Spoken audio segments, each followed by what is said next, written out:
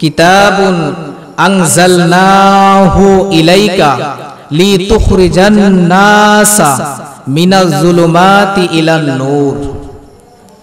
আল্লাহ পাক রব্বুল আলামিন এই কিতাবের মধ্যে ইরশাদ করেন যে একটি কিতাব হে হাবিব আমি আপনার উপর নাজিল করেছি, এটা এমন একটি কিতাব অবতীর্ণ করেছি যাতে আপনি এই কিতাব দ্বারা মানুষকে অন্ধকার থেকে টেনে টেনে আলোর পথে আনতে পারেন। বলে সুবহান।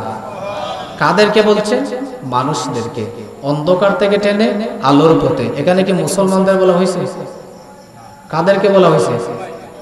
হিন্দু, বৌদ্ধ, খ্রিস্টান, যত ধরনের মানুষ আল্লাহ সৃষ্টি করছেন সমস্ত মানুষকে এই কোরআন দিয়ে তুমি টেনে টেনে আলোর পথে নিয়ে আসবে। এজন্য এই মজলিসে যে শুধু মুসলমান আসবে তা নয়, হিন্দুও আসতে পারে, আমরা স্বাগতম জানাই। বৌদ্ধ আসতে পারে, খ্রিস্টান আসতে পারে, যে ধর্মের মানুষই আসুক আমরা তাকে তাড়িয়ে দেব না, কারণ সে কোরআনের আলোচনা অবশ্যই শুনতে পারে। এজন্য আমরাও বলি কোরআন মানুষকে দেয় আলো। কি দেয়? আলো। কোরআন কোনোদিন সন্ত্রাসবাদী, জঙ্গিবাদী, অশ্লীলতা এসব কোনোদিন কোরআন শিক্ষা দেয় না। এজন্য প্রত্যেকটা জিনিসের এক একটা আদব আছে, প্রত্যেকটা জিনিসের একটা আদব আছে। এই মাহফিলের মধ্যেও একটা আদব, একটা শিষ্টাচার আছে। এটা আমার কথা নয়, পবিত্র কোরআনের কথা। পবিত্র কোরআন 28 নম্বর পারার 58 নম্বর সূরা, সূরাতুল মুজাদালার 11 নম্বর আয়াত আমার আল্লাহ ইরশাদ করেন, ইয়া আইয়ুহাল্লাযীনা আমানু ইযা কিলা লাকুম তাফাসসাহু ফিল মাজালিসি ফাফসাহু ইয়াফসাহিল্লাহু লাকুম ইযা কিলাং শুযু ফাংশুযু ইয়ারফাইল্লাহুল্লাযীনা আমানু মিনকুম ওয়াল্লাযীনা উতুল ইলমা দারাজাতিন ওয়াল্লাহু বিমা তা'মালুনা খবীর। আমার আল্লাহ ইরশাদ করেন পবিত্র কোরআনের মধ্যে যে হে ঈমানদারগণ, তোমাদেরকে যখন মজলিস সমূহের মধ্যে, কিসের সমূহে? মজলিস সমূহের মধ্যে, মাহফিল সমূহের মধ্যে জায়গা দিতে বলবে, অর্থাৎ তোমরা একটু সামনে গিয়ে বসো, এই কথা বলবে, তখন তোমরা সামনে গিয়ে বসো। এবং আল্লাহ বলেন তোমাদেরকে যখন উঠে দাঁড়াতে বলবে তখন তোমরা উঠে দাঁড়াও। কেননা আল্লাহ তোমাদের মধ্যে তাদেরকে, যাদেরকে জ্ঞান প্রদান করা হয়েছে এবং তাদেরকে আমার আল্লাহ মর্যাদা সমুন্নত করবেন, কারণ আমাদের কাজ, প্রত্যেকটা কাজ আমার আল্লাহর কাছে খবর আছে, আল্লাহ সবকিছু দেখে। তো এজন্য বলবো এই পবিত্র কোরআনের ভাষ্য অনুযায়ী আপনারা যারা মাহফিলে বসছেন একটু ফাঁকা জায়গাটা একটু আটিয়ে, আপনারা ফাঁকা জায়গাটা ফাঁকা রাখবেন না, আপনারা একটু এটে এটে মজলিসের মধ্যে একটু সৌন্দর্য রক্ষার্থে একটু আগায় বসবেন। কেন ফাঁকা জায়গা ফাঁকা রাখবেন না তার কারণ কি জানেন? আপনার মধ্যখানে যে ফাঁকা জায়গাটা থাকবে, এই ফাঁকা জায়গার মধ্যে একজন বসবে, বলেন তো সে কে? এই তো আপনারা চিনেন। এই ফাঁকা জায়গার মধ্যে মিস্টার ইবলিস বসবে। এই মিস্টার ইবলিস বসে কি করবে জানেন? আপনাকে কুমন্ত্রণা দিবে, আপনাকে ওয়াসওয়াসা দিবে, আপনাকে এমন কুমন্ত্রণা দিবে দিয়ে আপনাকে মাহফিল থেকে উঠিয়ে ফেলবে। কারণ এই কথাও পবিত্র কোরআনের কথা, এটা আমার কথা নয়। পবিত্র কোরআনের মধ্যে আমার আল্লাহ ইরশাদ করেন, দেখেন 7 নম্বর পারার 5 নম্বর সূরা, সূরাতুল মাইদার 91 নম্বর আয়াত আমার আল্লাহ ইরশাদ করেন, ইন্নামা ইউরিদুশ শাইতানু আইয়ুকিআ বাইনাকুমুল আদাওয়াতা ওয়াল বাগদাআ ফিল জামরি ওয়াল মাইসিরি ওয়া ইউসাদ্দাকুম আন যিকরিল্লাহি ওয়া আনিস সালাহ। আল্লাহ পাক বলেন এই কোরআনের মধ্যে আমার আল্লাহ ইরশাদ করেন, শয়তান আসলে আমাদের কাছে কি চায়? শয়তান চায়, শয়তান তো এটাই চায় তোমাদের মধ্যে শত্রুতা বিদ্বেষ ঘটাবে। এবং কিসের মাধ্যমে? মদ খাওয়ার মাধ্যমে এবং জুয়া খেলার মাধ্যমে। এবং এই শয়তান তোমাদেরকে আল্লাহর স্মরণ থেকে এবং নামাজ থেকে বাধা দিতে চায়।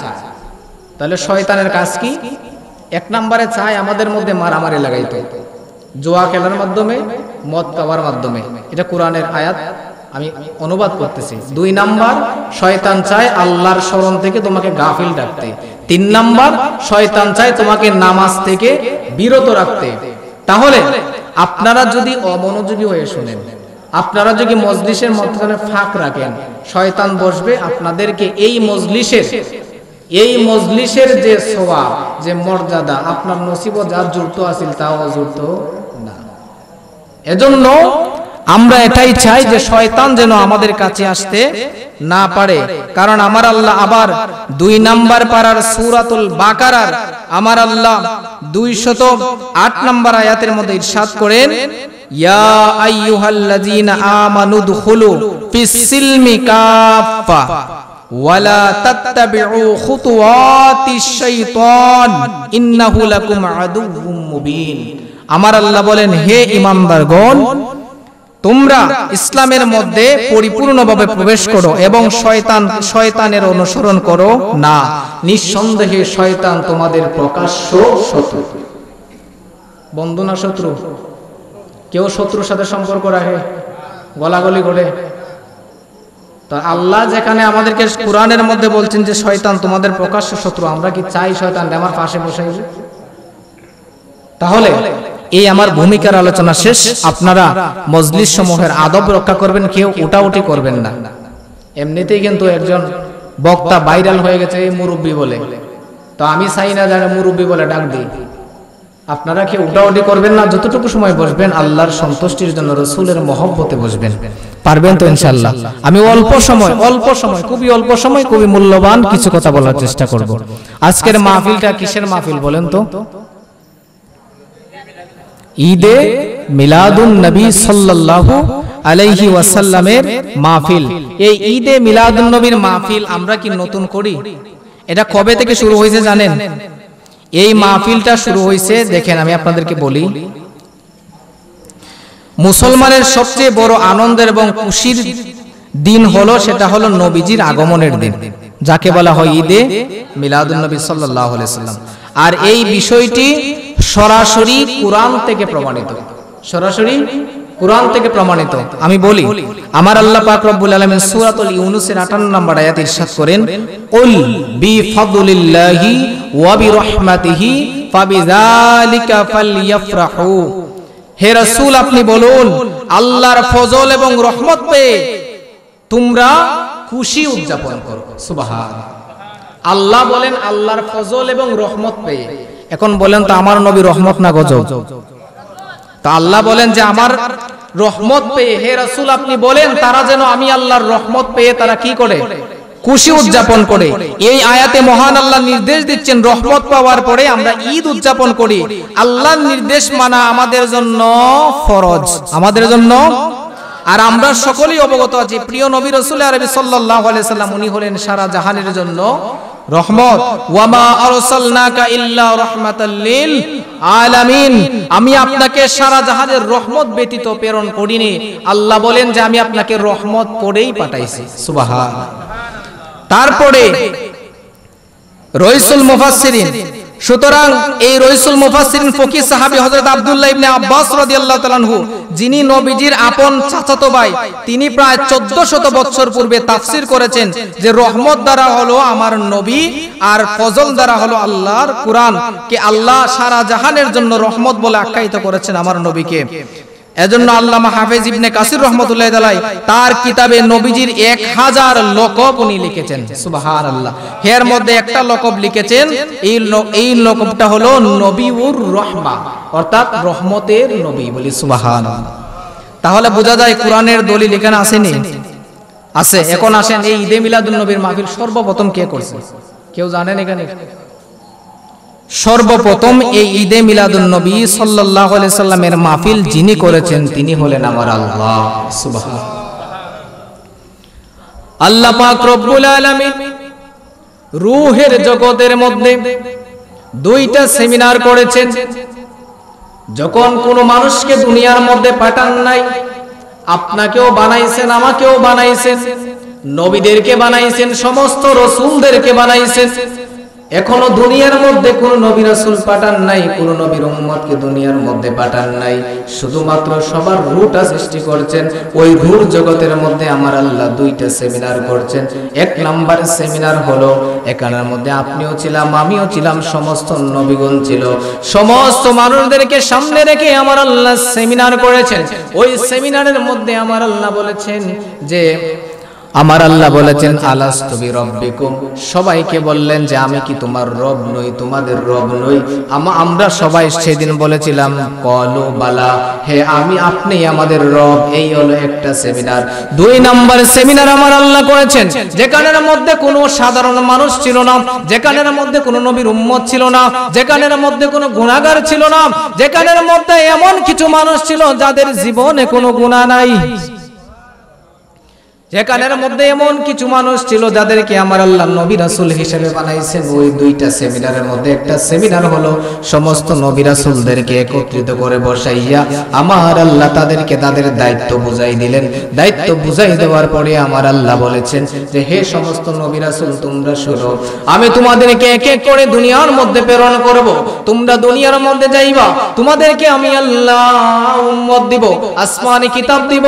তোমরা এক এক করে উম্মতের মধ্যে যাইবা, মানুষদেরকে হেদায়েতের পথে ডাকবা। তবে আমি আল্লাহ একটা অঙ্গীকার চাই, সেই অঙ্গীকারটা হলো আমি আল্লাহ এটাই চাই, যখন আমার নবী রাহমাতুল লিল আলামিন দুনিয়ার মধ্যে তাশরিফ আনবেন, সেই মুহূর্তে তোমরা নবী রাসূলরাও আমার নবীর উপর ঈমান আনবে। সুবহানাল্লাহ।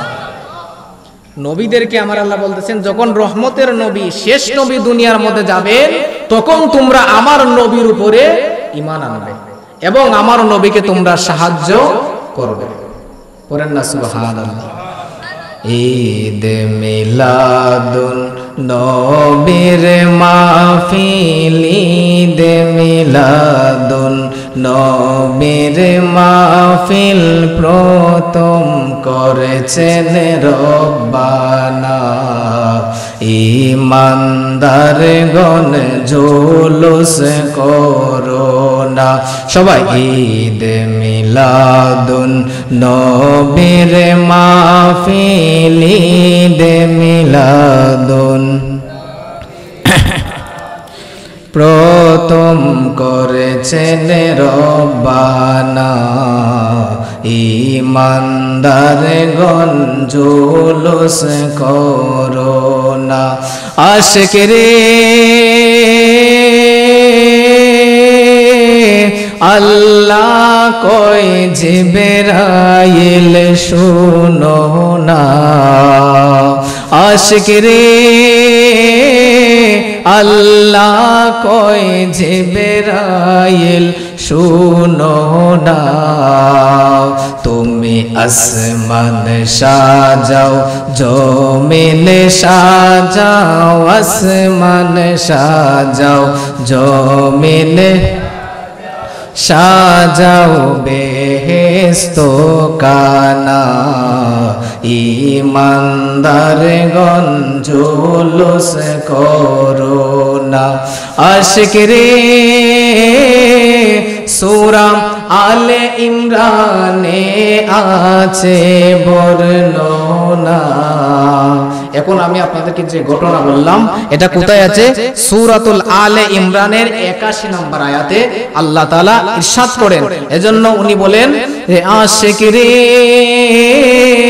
সূরা আলে ইমরানে আছে বর্ণনা, যাকে বলে অঙ্গীকার দিন, যাকে বলে অঙ্গীকার দিন, কানার দোলে দেখে না। ঈমানদারগণ জুলুস করোনা। পড়েন ঈদ মিলাদুন নবীর মাহফিল, ঈদ মিলাদুন নবীর মাহফিল প্রথম করেছে রব্বানা।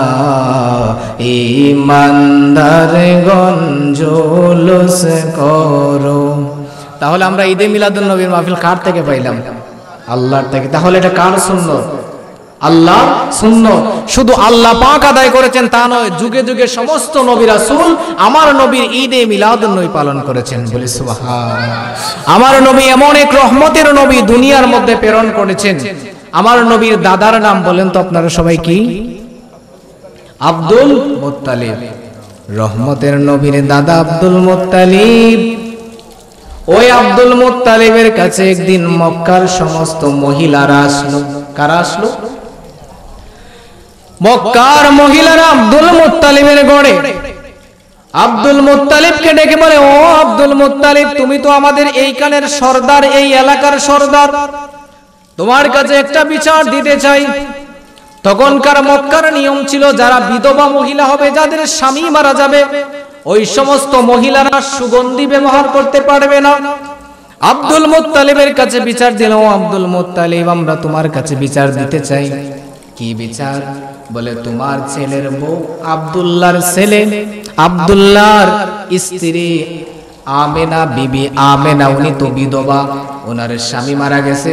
ও আব্দুল মুত্তালিব, তোমার কাছে একটাই বিচার দিতে চাই, তোমার ছেলের বউ বিধবা হওয়া সত্ত্বেও সে এমন কেন সুগন্ধ ব্যবহার করে? তার সুগন্ধের যন্ত্রণায় আমরা চলতে পারি না। বলি সুবহানাল্লাহ। কি বিচার দিছে? নবীজির আম্মা কেন সুগন্ধি ব্যবহার করে? কারণ বিধবা মহিলারা সুগন্ধি ব্যবহার করতে পারবে না।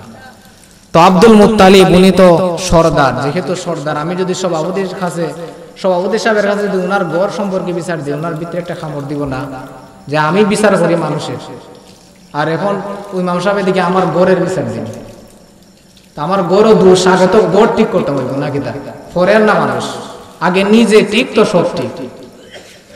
তো আব্দুল মুত্তালিবের কাছে যখন মহিলারা এসে বিচার দিল, তোমার ঘরের মধ্যে তোমার ছেলের বউ বিধবা হওয়া সত্ত্বেও সে যখন রাস্তা দিয়ে যায় এত সুগন্ধ, সে কেন সুগন্ধ ব্যবহার করে, আপনি সেটার বিচার করেন।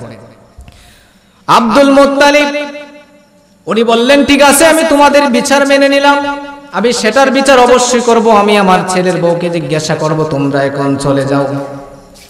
আব্দুল মুত্তালিব পুরুষ মানুষ, ওনার ছেলের বউর কাছে যাইতে লজ্জা করে। ওনার স্ত্রীর কাছে গেলেন, গিয়ে বলতেছেন, তোমার ছেলের বউ এইভাবে নাকি সুগন্ধি ব্যবহার করে, মহিলারা বিচার দিছে, কি করতাম? তারপরে নবীজির দাদি আব্দুল মুত্তালিবের স্ত্রী ফাতিমা, ওনার নামও ছিল ফাতিমা, উনি গেলেন, গিয়ে বলতেছেন, ওনার ছেলের বউকে বলতেছেন, তুমি নাকি সুগন্ধি ব্যবহার করো, তুমি কি জানো না মক্কা নগরীতে বিধবা মহিলারা সুগন্ধি ব্যবহার করা নিষেধ, তুমি কেন সুগন্ধি ব্যবহার করো? আব্দুল মুত্তালিব সাথে গেল, নবীজির আম্মা আমেনা ডাক দিয়া কয়, বাবা, ও আমার শ্বশুর বাবা, ও আমার শাশুড়ি আম্মা, তোমরা শোনো, আমি কোন সুগন্ধি ব্যবহার করি না গো বাবা, ও মা, আমি কোন সুগন্ধি ব্যবহার করি না। তাহলে তুমি রাস্তা দিয়ে গেলে কেন সুগন্ধি পাওয়া যায়? আম্মা জান আমেনা বলেন, আমার পেটের মধ্যে যেই দিন থেকে নূরের নবী তাশরীফ আনছেন, ও আমার বাবা তুমি শোনো, আমি আমেনা যেদিকে যাই শুধু চারদিকে সুগন্ধিত সুবাসিত হয়ে যায়। আম্মা জান আমেনা বলেন, বাবা, এটা আমার পেটের যিনি আসছেন তার কেরামতি, আমি কোনো সুগন্ধি ব্যবহার করি না। ও বাবা, শুধু এইটুকু নয়, আমি যদি কোনো পানির মধ্যে হাত দেই সেই পানি সুগন্ধিযুক্ত হয়ে যায়। ও বাবা, যেই দিন থেকে আমার নবী পেটে আসছেন, আমার সন্তান যেই দিন থেকে পেটে আসছে, আমি আমেনা যে কানের মধ্যে যাই, যদি পাহাড়ের রাস্তার কিনারে দিয়ে যাই, পাহাড় থেকে ছোট ছোট পাথরের কণাগুলো দৌড়ে এসে আমি আমেনার পায়ের মধ্যে পড়ে সালাম জানাই। আমেনা বলেন, বাবা, আমার পেটের মধ্যে যেই দিন থেকে আমার ছেলে আসছে, আমি যখন রাস্তা দিয়ে যাই, গাছ বৃক্ষ তরুলতা সমস্ত কিছু আমি আমেনাকে সালাম জানাই। বাবা, শুধু এইটুকু নয়, যেই দিন আমার পেটে আমার নবী মুহাম্মদ আসছে, আমার ছেলে মুহাম্মদ যেই দিন থেকে আমার পেটে আসছে, সেই দিন থেকে জান্নাতি মহিলার এক একজন করে আমার স্বপ্নে আসতেছে। বিবি আসিয়া আসতেছেন, বিবি হাজেরা আসতেছেন, বিবি মরিয়ম আসতেছেন। ও বাবা, এক একজন করে রহমতের মানুষগুলো আমার কাছে আসতেছেন। আমি আমেনাকে সালাম জানাইতেছেন। যেই দিন থেকে আমার নবী পেটে আসছেন, আমার সন্তান যেই দিন থেকে পেটে আসছে, ও বাবা সেই দিন থেকে আমি লক্ষ্য করলাম, আমি যেই দিকে যাই সুগন্ধি। আমি যখন পানির কাছে যাই, কুয়া থেকে পানি তুলতে যাই, কুয়ার নিচের পানি, আমি আমেনা কুয়ার কাছে যাওয়ার সাথে সাথে কুয়ার পানি উপরে উঠে যায়। সুবহানাল্লাহ। আম্মাজান আমেনা যখন কুয়ার মধ্যে পানি তুলতে যান, তখন আম্মাজান আমেনা দেখেন যে কুয়ার পানির নিচে রশি দিয়া বালতি দিয়া উঠাইতে এত কষ্ট হয়। আম্মাজান আমেনা বলেন, যখন আমি কুয়ার কাছে যাই, কুয়ার পানি অটোমেটিক আমার জন্য উপরে উঠে যায়। সুবহানাল্লাহ। যাতে আমার নবী পেটের মধ্যে কষ্ট না পায়। সুবহানাল্লাহ। মক্কার মহিলারা যখন আম্মাজান আমেনা কুয়ার পাশে যাইতেন, মহিলারা ওনার হাতে পায়ে ধরে রিকোয়েস্ট করতো যে ও আমেনা, তুমি কুয়ার পাশে একটু সময় তাকো, তুমি এখান থেকে যাইও না। জিজ্ঞেস করা হলো কেন? আম্মাজান আমেনা বলেন কেন? বলে তুমি যখন কুয়ার পাশে তাকো, আমাদের পানি নিতে সহজ হয়, পানি উপরে থাকে। তুমি যদি চলে যাও, পানি আবার নিচে চলে যায়। বালতি দিয়ে রশি দিয়ে পানি তুলতে আমাদের খুব বেশি কষ্ট হয়। প্রয়োজনে তুমি আমেনার বালতির পানি আমি বাড়িতে নিয়ে যাব, তারপরেও তুমি কিছু সময় আমাদের কুয়ার পাশে তাকো, তাহলে পানিটা উপরে থাকবে। সুবহানাল্লাহ। তিনি হলেন আমার নবী, এখনো দুনিয়াতে আসেন। নূরের নবী যখন দুনিয়ার মধ্যে তাশরিফ আনলেন, সেই দিন তাশরিফ আনার পরে আব্দুল মুত্তালিবের কাছে খবর গেল তোমার নাতি হয়েছে। আম্মা জান আমেনা বলে, আমার কুলে যখন নবী মুহাম্মদ এসেছে, আমি দেখলাম আমার নবী মুহাম্মদ সাল্লাল্লাহু আলাইহি ওয়াসাল্লাম যখন আমার কুল মুবারকে এসেছে, ওনার মতো সুন্দর মানুষ আমি আমেনার জীবনেও দেখি নাই। আম্মা জান আমেনা এই কথা বলার পরে এই কানের মধ্যে ছিলেন আম্মা জান হালিমাতুস সাদিয়া। ওই হালিমাতুস সাদিয়া রাদিয়াল্লাহু তাআলা আনহা, উনি আম্মাজান আমেনাকে বলেন, ও আমেনা, তুমি দেখলে আর কয়জন মানুষ দেখছো? বলে এর মতো সুন্দর আর কেউ নাই। আমি হালিমা বলতেছি, আমি মক্কার অনেক ছেলেদেরকে লালন পালন করেছি, অনেক বাচ্চাদেরকে পেলেছি, কিন্তু আমি হালিমা বলতেছি এই মুহাম্মদ, এই তোমার সন্তানের মতো সুন্দর আর কোনো ছেলে দেখি নাই। দৌড় দিয়ে আব্দুল মুত্তালিব আসলেন। আব্দুল মুত্তালিব এসে বলতেছে, আমেনা তুমি দেখলে আর কয়জন দেখছো? ও হালিমা তুমি দেখলে আর কয়জন দেখছো? আমি আব্দুল মুত্তালিব মক্কা শহরের, এই মক্কা নগরীর সর্দার। কত মানুষ, হাজার হাজার মানুষ মক্কা নগরী তাওয়াফ করতে আসে। কত মানুষ, আমি যখন সিরিয়ার কাজে যাই, সিরিয়ার মধ্যে বিভিন্ন জায়গায় আমি ব্যবসার কাজে যাই, আমি আব্দুল মুত্তালিবের চোখে জীবনে যত মানুষ দেখেছি, আমি বলতেছি মুহাম্মদের মতো সুন্দর আর কোনোদিন দেখি নাই। আব্দুল মুত্তালিব এই কথা বলার পরে স্বয়ং জিব্রাইল নাজিল হয়ে গেছেন। সুবহানাল্লাহ। জিব্রাইল এসে কয়, আব্দুল মুত্তালিব তুমি দেখলে আর কয়জন দেখছো? আমি জিব্রাইল থেকে তো আর বেশি দেখো নাই। জিব্রাইল বলে, আল্লাহর সৃষ্টির শুরু থেকে এই পর্যন্ত আল্লাহ আদম নবী থেকে শুরু করে ঈসা নবী পর্যন্ত বানাইছেন। প্রত্যেক নবীদেরকে আমার আল্লাহ সুন্দর করে করে বানাইছেন। প্রত্যেক নবীদেরকে আমার আল্লাহ দুনিয়ার মধ্যে আগমন করিয়েছেন। প্রত্যেক নবীদের সুন্দর সুন্দর উম্মত দিয়েছেন। ও আব্দুল মুত্তালিব, ও হালিমা, ও আমেনা, তোমরা দেখলে আর কতজন দেখছো? আমি জিব্রাইল বলতেছি, আমার জীবনে আদম থেকে শুরু করে আজ পর্যন্ত যত মানুষ দেখেছি, আমার মনে হয় মুহাম্মদের চেয়ে সুন্দর মানুষ আর দুনিয়ার মধ্যে দেখি নাই। শুধু দুনিয়ার মধ্যে না, আমি জিব্রাইল বলতেছি মুহাম্মদের মতো সুন্দর কোনো ফেরেশতাও নাই। এই জিব্রাইল বলতেছে, জিব্রাইল যখন এই কথা বলল, সাথে সাথে আমার আল্লাহ মুচকি মুচকি হাসেন আর বলেন, জিব্রাইল তুমি কি বলতেছো? তুমিও জীবনে মুহাম্মদের মতো সুন্দর দেখো নাই। আমেনা তুমিও দেখো নাই। হালেমা তুমিও দেখো নাই। আব্দুল মুত্তালিব তুমিও দেখো নাই। ও জিব্রাইল তুমিও দেখো নাই। তোমরা দেখবা কিভাবে? আমি আল্লাহ মুহাম্মদের মতো সুন্দর আর কোনো সৃষ্টি করি নাই। বলেন সর্বশ্রেষ্ঠ সুন্দর কে? আমাদের নবীজি সাল্লাল্লাহু আলাইহি ওয়াসাল্লাম। আপনারা মানেন না এই কথা? কাটা কাটা মানেন না? তুলতেন দেখি। সবাই মানেন? যদি মানেন যদি মানেন যে নবীজির মতো সুন্দর আর কেউ ছিল না, তাহলে আমার নবীর মুখে দাড়ি ছিল? বলেন না বাবা, এখন আওয়াজ নাই, কারণ আমরা মুখে দাড়ি নাই তো, এখন আওয়াজ নাই। নবীর মুখে দাড়ি ছিল?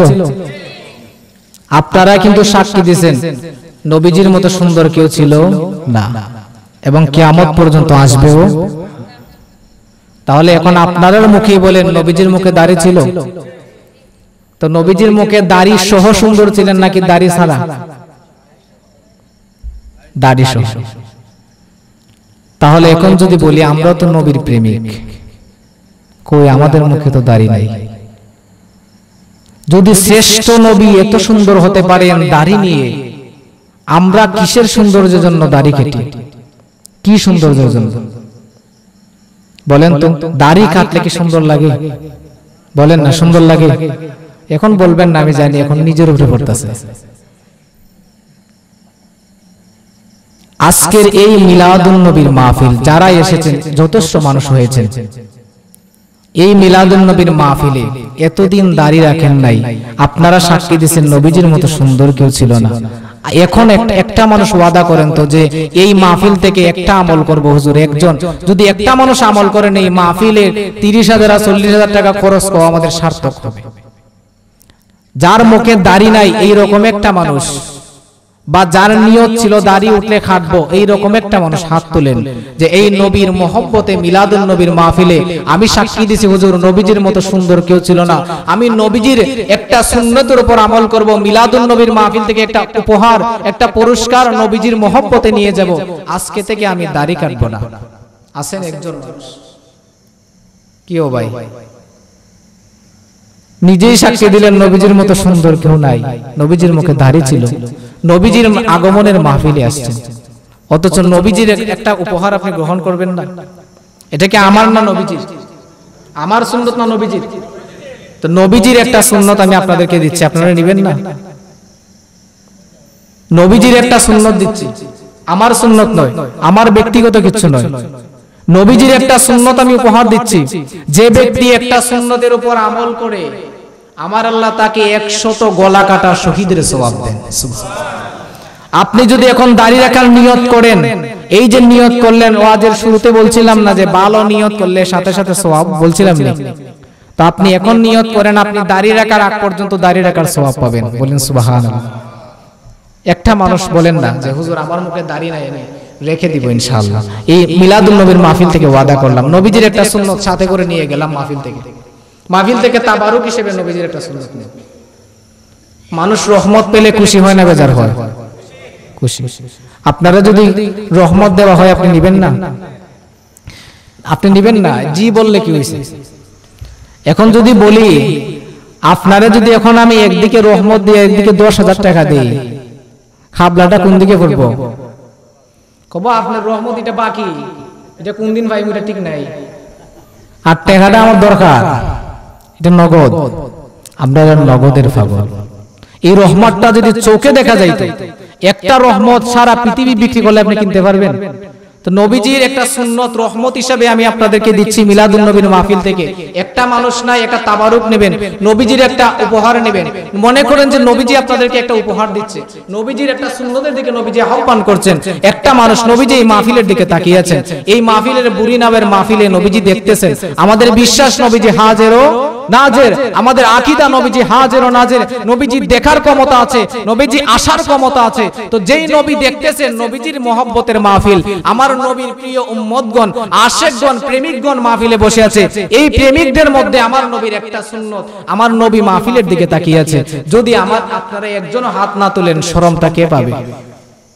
বলেন না, লজ্জাটা কে পাবে? নবীজি লজ্জা পাবেন না? আহা, আল্লাহর দরবারে নবীজি কান্না করবেন। আল্লাহ যদি একটা মানুষ হাত তোলেন, আমার নবীও খুশি হবে, আল্লাহও খুশি হবে। আমার নবী বেটাগিরি করে আল্লাহকে বলতে পারবেন যে আল্লাহ এই হলো আমার উম্মত, এটাই আমার উম্মত। দেখেন আজকের বুড়িনাও পুরাতন জামে মসজিদের মাঠে আমার উম্মত আমার মহব্বতে দাড়ি রাখার নিয়ত করেছে, আমি নবীর মহব্বতে। সুবহানাল্লাহ। তো একটা নবী নাই, নবীজি চেয়ে আছেন, একটা মানুষ নাই যে নবীজির দাড়ি মোবারক একটা উপহার নেবেন, একটা মানুষ নাই। আপনাদের জন্য আফসোস হয়। একটা মানুষ নাই, আমি কিন্তু ওয়াজ শুরু করি না এখন। আপনারা যদি দেরি করেন আমি দেরি করে ওয়াজ শুরু করবো, প্রয়োজনে হুজুরে 11টার সময় দিন, 10টার সময় দিলাম। আপনারা দেরি করলে হুজুর দেরি করে আইবে। একটা মানুষ আমার থাকতেই হবে, কারণ এই মাহফিলে নবীজি দেখতেছে। আমার নবীকে আমি কি জবাব দিব? আপনারা কি জবাব দিবেন যখন বলবেন যে হুজুর বলছিল যে আমি নবীর একটা সুন্নত নেও? কি জবাব দিবেন সেদিন হাসরের ময়দানে? নবী যদি বলেন যে তোমার মুখে তো দাড়ি ছিল না, যখন হুজুর বলছিল যে আমি নবীর উপহার নেও, তখন তুমি নিলা না কেন? আমাদের যে আমল, আমরা যে বেহেশতে যেতে পারবো? আজকের সকাল থেকে এই পর্যন্ত খেটা নেকির কাজ বেশি করছেন, গুনার কাজ কম করছেন, এমন একটা মানুষ হাত তোলেন। সওয়াবের কাজ বেশি করছেন, গুনার কাজ কম করছেন, এমন একটা মানুষ হাত তোলেন। আছেন? আমরা সবাই জানি আমরা 24 ঘন্টা গুনাহ করি, সবাই জানি আমরা গুনাহ বেশি করি, নেকি করি না। তারপরেও আমরা যদি একটা ওসিলা নিয়ে নবীর দরবারে দাঁড়াইতে পারি হাসরের ময়দানে, যে আল্লাহ কিচ্ছু করি নাই, আমার কিচ্ছু নাই, এই যে একটা দাড়ি আপনার দরবারে নিয়ে আসছি, এটা আমার নবীর সুন্নাত, আল্লাহ মাফ করে দিতে পারেন না? আপনারাই বলেন পারেন, একজন মানুষ নাই, একজন মানুষ দাড়ি রাখবেন, একজন মানুষ, একটা ছেলে বলেন যে দাড়ি রাখবেন, দাড়ি উঠে নাই অথবা দাড়ি কেটে দেন, এখন থেকে রাখবেন, আজকে থেকে একটা নিয়ত করেন। দাঁড়াও দাঁড়াও দাঁড়াও, বলেন নারায়ে তাকবীর, নারে রিসালাত, আহলে সুন্নাত ওয়াল জামাত, পবিত্র ঈদে মিলাদুন নবী, নারে গৌসিয়া। ওনার তোমার নাম কি? মোহাম্মদ জাহেদ আলম, আপনাদের বুড়ি নামের সন্তান, সবাই চিনেননি? দেখেন তো ওর দিকে একটু তাকান, ওর দিকে তাকায় দেখেন চিনেননি? আজকের মাহফিলের মধ্যে ভাগ্যবান সে। আমার নবীজি মাহফিলের দিকে তাকিয়েছেন, আপনাদের দিকে রহমতের দৃষ্টি যদিও তাকে, তার দিকে একটু বেশি থাকবে। নবীজি এই জাহেদ আলমকে দেখে নবীজি খুশি হন নাই? খুশি হন নাই? বসো। আল্লাহ পাক যেন তার সমস্ত জীবনের গুনাহ মাফ করেন বলে আমিন। তার আম্মা আব্বা বেঁচে থাকলে যেন আল্লাহ নেক হায়াত বাড়ায় দেন, আর যদি তার বংশ থেকে যত মানুষ অন্ধকার কবরে, সবাইকে যেন মাফ করেন বলে আমিন। আজকের মাহফিল এখানেই সার্থক। আমার এই একটা মানুষ পাইছি, এই মানুষই আমার মাহফিল সার্থক, আর মাহফিল লাগে না। এখন আপনাদেরকে শুধু আওয়াজ করে কিছু চলে যাইব। তাহলে বলতেছিলাম, যখন আমার নবী দুনিয়ার মধ্যে আগমন করেছেন, আম্মা জান আমেনা বলেন এরকম সুন্দর আমি কোনোদিন দেখি নাই। হালেমাতুস সাদিয়া বলেন আমি এরকম সুন্দর দেখি নাই। জিবরাইল আলাইহিস সালাম আসলেন, উনিও বলেন আমি এরকম সুন্দর দেখি নাই। আব্দুল মুত্তালিব আসলেন, উনিও বলেন আমি এরকম সুন্দর দেখি নাই। আমার আল্লাহ বলেন এইরকম সুন্দর আমি কাউকে বানাই নাই। সুবহানাল্লাহ। তারপরে আমি যখন দুনিয়ার মধ্যে জন্মগ্রহণ করি, আমাদের শরীরের মধ্যে কাফর থাকে, আমরা উলঙ্গ অবস্থায় আছি। কিন্তু আম্মা জান আমেনা বলেন আমার নবী যখন তাশরিফ আনলেন, ওনার শরীরে জান্নাতি পোশাক ছিল। সুবহানাল্লাহ। আম্মা জান আমেনা বলেন যখন আমার নবী তাশরিফ আনলেন, ওনার নাভি মুবারক কাটা ছিল। সুবহানাল্লাহ। আম্মা জান আমেনা বলেন যখন আমার নবী তাশরিফ আনলেন, ওনার চক্ষু মুবারকের মধ্যে জান্নাতি সুরমা ছিল। আম্মা জান আমেনা বলেন আমার নবী যখন তাশরিফ আনলেন, ওনার সুন্নতি খতনা করানো ছিল। আম্মা জান আমেনা বলেন আমার নবী যখন তাশরিফ আনলেন, দুনিয়ার বাচ্চারা দুনিয়ার মধ্যে জন্মগ্রহণ করার সময় আগে মাথাটা বের হয়, কিন্তু আমার নবী যখন তাশরিফ আনলেন সবার প্রথমে মাথা মুবারক বের হয়েছে। যখন আমার নবী তাশরিফ আনলেন, তাশরিফ আনার সাথে সাথে দুনিয়ার বাচ্চারা কান্না করে অথবা চুপ থাকে, কিন্তু আমার নবী তাশরিফ আনার সাথে সাথে সিজদায় পড়ে বললেন রব্বি হাবলি উম্মতি। সুবহানাল্লাহ। তো নবীজি কি আমাদের মতো? বলেন না মতো। তাহলে এই রহমতের নবীর আগমনের মাহফিলে আমরা আসতে পারছি, খুশি না বেজার? খুশি? সবাই খুশি তো? একটা গজল বলতে পারবেন? বললেন নূর নবী এসেছে, নূর নিয়ে এসেছে, তাই বলে আজ কুল কায়নাত খুশির ঢেউয়ে ভেসেছে। পড়েন আসসালাতু ওয়াসসালামু আলাইকা ইয়া রাসূলাল্লাহ, আসসালাতু والسلام عليك يا حبيب الله الصلاة عليك يا رسول الله الصلاة والسلام عليك يا حبيب الله যার কারণে সৃজন হলো চন্দ্র সূর্য তারকা যার কারণে লৌহ কলম এমন যে তার মর্যাদা নূর নবী আপনারা শুধু বলবেন এসেছে নূর নবী আই মায়ার নবী চে জিন্দা নবী চে হায়াতুন নবী চে নূরের নবী চে মায়ার নবী চে নূরের নবী চে নূর নিয়ে এসেছে সেই কারণে কুল কায়নাত খুশির ঢেউয়ে ভেসেছে পড়েন আসসালাতু ওয়াসসালামু আলাইকা ইয়া রাসূলুল্লাহ আসসালাতু ওয়াসসালামু আলাইকা ইয়া হাবিব দো জাহানের বাদশাহ নবী রহমাতুল লিল আলামিন দো জাহানের বাদশাহ নবী রহমাতুল লিল আলামিন সৃষ্টি কুলের প্রাণ হলেন শাফিউল মুজনাবিন নূর নবী হায়রে মায়ার নবী এসেছে রহমতের নবী এসেছে নূর নিয়ে এসেছে সেই কারণে কুল কায়নাত খুশির ঢেউয়ে ভেসেছে পড়েন আসসালাতু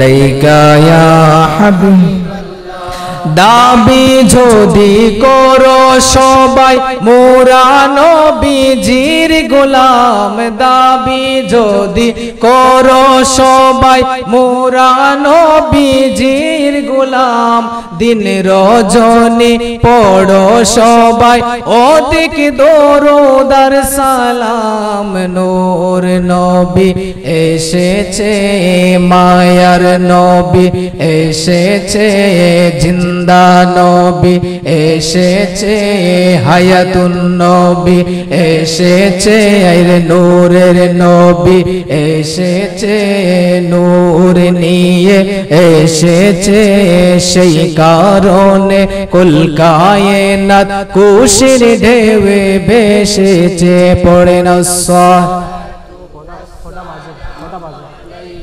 ইয়া রাসূলুল্লাহ আসসালাতু ওয়াসসালামু আলাইকা ইয়া হাবিবাল্লাহ সময় 9:30 বেজে গেছে আর মাত্র 10-20 মিনিট সময় আমার হাতে আছে শেষ করে ফেলবো অল্প কিছু সময় একটা ঘটনা বলে শেষ করে ফেলবো মিলাদুন নবী সাল্লাল্লাহু আলাইহি ওয়াসাল্লাম একজন বাদশা ছিলেন যার নাম আমের ইয়ামানি যার নাম আমের ইয়ামানি ইয়ামন দেশের বাদশা ইয়ামন দেশের আমির উনি ছিলেন ইহুদি কি ছিলেন ইহুদি বুঝার চেষ্টা করবেন ওনার একটা মূর্তি ছিল আর ওনার একটা কন্যা সন্তান ছিল যে কন্যা সন্তানটা প্যারালাইসিস রোগী হাঁটতে পারে না বসতে পারে না চলতে পারে না ওই আমের ইয়ামানি তার কন্যা সন্তানকে নিয়ে 12 বছরের মেয়ে এই সে জন্ম থেকে এই রকম ওই আমের ইয়ামানি ছোটবেলা থেকে ওই মেয়েকে মূর্তির সামনে নিয়ে শুধু বলতো যে হে মূর্তি তুমি যদি পারো আমার এই সন্তানকে আরোগ্য দাও আমার এই সন্তানকে ভালো করে দাও সেজন্য হাঁটতে পারে চলতে পারে খাইতে পারে সবকিছু করতে পারে কয় বছর 12 বছর পর্যন্ত সে মূর্তির সামনে আমের ইয়ামানি তার সন্তানকে নিয়ে এইভাবে বলে একদিন হঠাৎ করে তার স্ত্রীর সাথে বাড়ির ছাদের মধ্যে গিয়ে বসছে, আর স্ত্রীর সাথে বসে দুইজন দুই চেয়ারের মধ্যে বসে আলাপ করতেছে। আলাপ করার ফাঁকে ফাঁকে আমের ইয়ামানি তার স্ত্রীকে বলল যে, ও আমার প্রাণের স্ত্রী, আমার মনে হয় 12 বছর ধরে আমরা যে খাটের মূর্তি, যে পাথরের মূর্তিকে আমরা এই রকম কথা বলতেছি, আমার সন্তানকে কিছু করতে পারে না, ওই মূর্তি কত বলতে পারে না, না কিছু শুনে, না কিছু বলে, না কিছু করে, আমার মনে হয় যে আমরা সঠিক পথে নাই। আমের ইয়ামানি তার স্ত্রীকে যখন এই কথা বলল, এই কথা বলার পরে তার স্ত্রী বলল, হে আমার প্রাণের স্বামী, আপনার কথা আমি মেনে নিলাম, হয়তোবা আমরা সঠিক পথে নাই।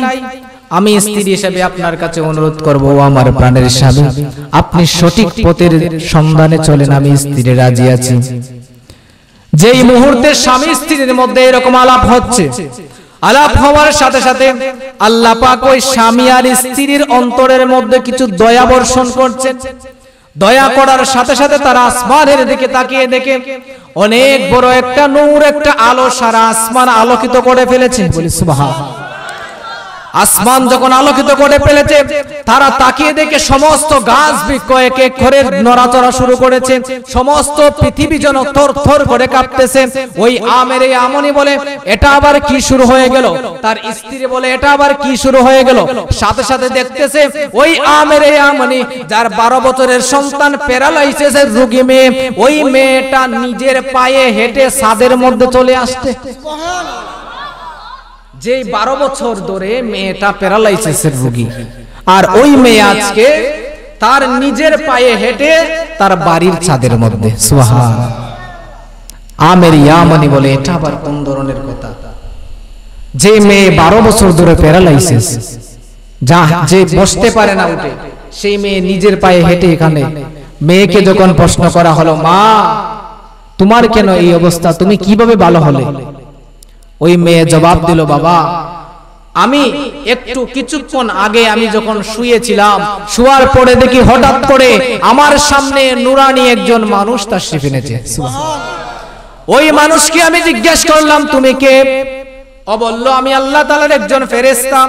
বলে, তুমি আমার কাছে কেন এসেছো? বলে, এখন এই মুহূর্তে দুনিয়ার মধ্যে এমন একজন রহমতের নবী তাশরিফ আনবেন, এমন একজন নবী তাশরিফ আনতেছেন, ওই নবীজির খাতিরে আল্লাহ তোমাদের ফ্যামিলির উপর একটু দয়া করেছেন, এজন্য আমি তাশরিফ আনলাম। সুবহানাল্লাহ। তখন ওই মেয়ে বলতেছে যে, তুমি ফেরেশতা কি দেখো না আমি যে রোগী, আমাকে কি ভালো করতে পারো না? ওই ফেরেশতা বলল, এমন একজন নবী এখন দুনিয়ার মধ্যে আসবেন, ওই নবীর উসিলা নিয়ে তুমি যদি আমার আল্লাহর দরবারে দোয়া করো, আমার আল্লাহ তোমাকে ভালো করে দিবেন। ওই মেয়ে বলতেছে, বাবা যখন আমি আমার নবীর কথা শুনলাম, নবীর কথা শোনার পরে সাথে সাথে আমি আল্লাহর দরবারে দোয়া করলাম, আল্লাহ ওই ফেরেশতা যে নবীর কথা বলেছে আমি তো তাকে চিনি না, তার নাম নাকি মুহাম্মদ, তার দোহাই দিলাম ওই নবীর আগমনের সময় হয়েছে, আল্লাহ ওই নবীর উসিলায় তুমি আমাকে maaf করিয়ে দাও। ও আমার আব্বা, সাথে সাথে দেখি আমি দোয়া করার সাথে সাথে আমার সমস্ত শরীর ভালো হয়ে গেল। সুবহানাল্লাহ। ওই আমের ইয়ামানি যখন এই কথা শুনলো, আসমানের দিকে তাকাইয়া জমিনের দিকে যখন তাকাইছে, তাকাইয়া দেখে একটা বাড়ির মধ্যে সমস্ত রহমতের ফেরেশতারা বীর জমাইছে, সমস্ত রহমতের ফেরেশতারা একটা বাড়িকে ঘিরার করে রাখছে। আমের ইয়ামানি তার স্ত্রীকে জিজ্ঞেস করলো যে, এটা আবার কি?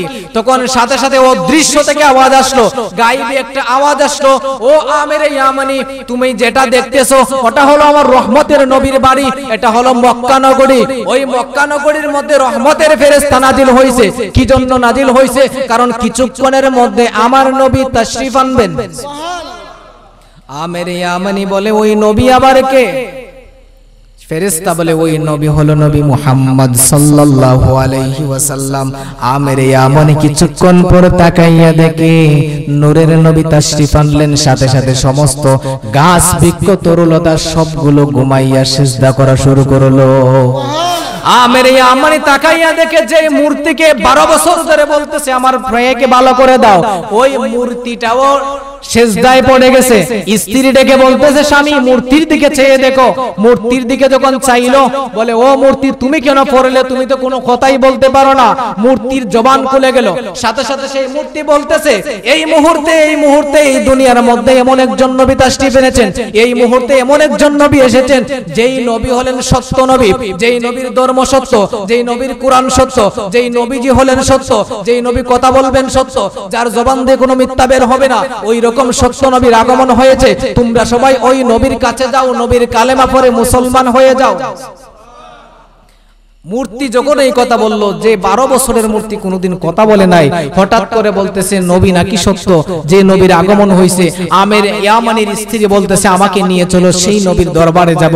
ওই স্ত্রী সন্তানকে নিয়ে আমের ইয়ামানি বের হয়ে গেল, চলো দেখি রহমতের নবী কোথায় আছে। হাঁটতে হাঁটতে, তখন তো গাড়ি ছিল না, হাঁটতে হাঁটতে এক সময় আমেনা বিবি আমেনার বাড়িতে পৌঁছে গেলেন। বলে সুবহানাল্লাহ। আজকের মাহফিলটা কিসের মাহফিল? আজ ঈদ মিলাদুন নবীর মাহফিল চলতেছে, কিন্তু কিছু মানুষ বাড়িতে ঘুমাইতেছে, আসে না? এখনো আসে নাই। যারা আসছেন তারাই হলেন নবীর প্রেমিক।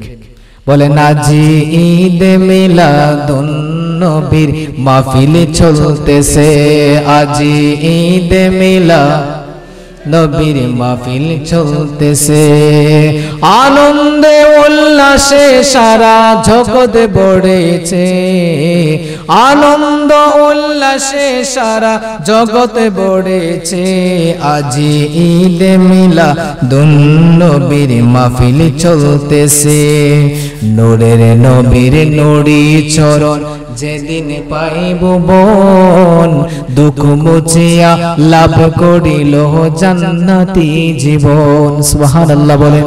আমার নবী যখন তাশরীফ আনলেন, এই মরা ভূমিটা আবার জীবিত হলো, কারাফি সব দূর হয়ে গেল। যখন মদিনা শরীফে তাশরীফ নিলেন, মদিনার পূর্বের নাম ছিল ইয়াসরিব, নবীজির কদম রাখার সাথে সাথে সেটা হয়ে গেল মদিনা। সবচেয়ে নিকৃষ্ট জায়গা হয়ে গেল সবচেয়ে দামি জায়গা। নূরের নবীর নুরি চরণ যেদিন পাইব বন, দুঃখ মুছিয়া লাভ করিল জান্নাতি জীবন। বলেন দুঃখ মুছিয়া লাভ করিল জান্নাতি জীবন। মরা গাছের ডালে ডালে, মরা গাছের ডালে ডালে ফুল ফুটেছে, আজ ঈদ মিলাদ মাহফিল চলতেছে, আজি নবী দয়াল নবীর আগমনের মাহফিল চলতেছে, আজি নূর নবীর আগমনের মাহফিল চলতেছে। আরশ কুরসি লৌহ কলম চাঁদ সিতারা, নবী পেয়ে মনের সুখে আত্মহারা। আরশ কুরসি লৌহ কলম চাঁদ সিতারা, নবী পেয়ে মনের সুখে আত্মহারা। হুরে গিলমান ফেরেশতারা খুশিতে নাচে, বলেন হুরে গিলমান ফেরেশতারা খুশিতে নাচে, আজি ঈদ মিলাদ মাহফিল চলতেছে, আজি দয়াল নবীর আগমনের মাহফিল চলতেছে। বলছিলাম ওই আমের ইয়ামানির কথা, তার স্ত্রী সন্তানকে নিয়ে নবীজির সন্ধানে বের হয়ে গেল। হাঁটতে হাঁটতে বিবি আমেনার বাড়িতে, আমেনার বাড়িতে গিয়ে দরজার মধ্যে যখন নক করলো, বিবি আমেনা বাহির ভিতর থেকে বলেন কে এসেছো? বলে আমি অনেক দূর থেকে এসেছি, ইয়ামান শহরের আমির, তুমি একটু দরজাটা খোলো। বিবি আমেনা পর্দা সহকারে দরজাটা করলেন। দরজা খোলার পরে বিবি আমেনা জিজ্ঞেস করলেন আমি তো তোমাদেরকে চিনি না, তোমরা কে? বলে অনেক দূর থেকে ইয়ামান শহর থেকে এসেছি মক্কা নগরীতে। কেন এসেছো? বলে আমরা খবর পাইছি কিছুক্ষণ আগে নাকি নূরের নবী তাশরীফ আনছেন। ও বিবি আমেনা, তোমার কাছে একটাই আরজি, আমার দয়াল নবীকে আমি দেখতে চাই। আমের ইয়ামানি যখন এই কথা বললেন, বিবি আমেনা বলেন আমার সন্তানের শত্রুর অভাব নাই, আমার সন্তানের চারদিকে শত্রু শত্রু, আমি আমেনা তোমাদেরকে কিভাবে বিশ্বাস করব? আমার ছেলের তোমরা আশিক হয়ে এসেছো। ওই আমের ইয়ামানি কান্নায় ভেঙে পড়লেন, ও বিবি আমেনা, সত্যি আমি নবীর আশিক হয়ে এসেছি, দেখার জন্য এসেছি, কোনো শত্রুতা নিয়ে আসি নাই। বিবি আমেনাকে যখন এইভাবে কাকুতি মিনতি করলেন, বিবি আমেনা ওনার কাকুতি মিনতি উনি মেনে নিলেন এবং একবার দেখার জন্য বিবি আমেনা বললেন, ঠিক আছে ভিতরে আসো। যখন আমের ইয়ামানি ভিতরে প্রবেশ করলো, আল্লাহর নবীকে যখন সামনে ধরলেন, বিবি আমেনার সামনে ধরার সাথে সাথে ওই আমের ইয়ামানি দেখে এমন নুরানি চেহারা তার আর জীবনও দেখে নাই। আমের ইয়ামানি দয়াল নবীর চেহারার দিকে তাকাইয়া উনি বেহুশ হয়ে পড়ে যায়। সুবহানাল্লাহ। যখন হুশ ফিরে আসলো, উনি বলেন যে এমন রহমতের নবীর চেহারা, এইরকম চেহারা কোনোদিন আমি দেখি নাই। উনি দেখার পরে বিবি আমেনা ওনার ভিতরে একটা ভয় যে আমার সন্তানের শত্রুর অভাব নাই, আপনারা একবার দেখছেন, আরজি করছেন, এবার দয়া করে চলে যান। উনি যখন বের করে দিলেন ঘর থেকে, যখন আবার সে কিছু পথ গেল, কিছু পথ যাওয়ার পরে তার স্ত্রীকে বলতেছে, ও আমার প্রাণের স্ত্রী, আমার মন চায় আমার রহমতের নবীকে আমি আরেকবার দেখি। সুবহানাল্লাহ। উনি এমন সুন্দর নবী ছিলেন যার চেহারা একবার দেখলে মানুষ আরেকবার দেখার আফসোস করত, যে আরো কিছু সময় দেখতে পারে।